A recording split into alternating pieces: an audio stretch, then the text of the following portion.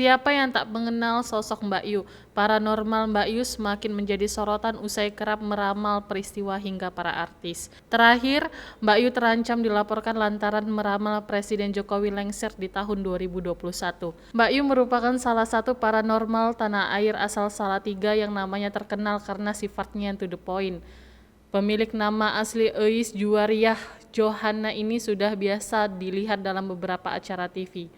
Ramalan-ramalannya juga selalu menuai pro dan kontra. Namun, nampaknya Mbak Yu sedikit terlihat santai dengan semua cacian dan hujatan netizen. Dirinya tampak tidak memusingkan semua perkataan netizen. Sadar bahwa setiap ramalannya akan menimbulkan kehebohan, kini Mbak Yu mengaku telah menikah dengan seekor ular pada usia 33 tahun.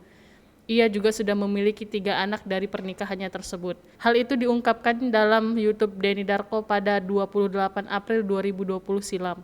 Secara belak-belakan Mbak Yu menyebut jika pasangan ularnya bernama Kiai Selamat.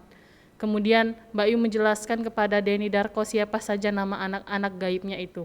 Damar Kainang, Banyu Biru, dan Nawang Seruni. Mbak Yu sebut itu adalah 3 nama dari anak-anaknya.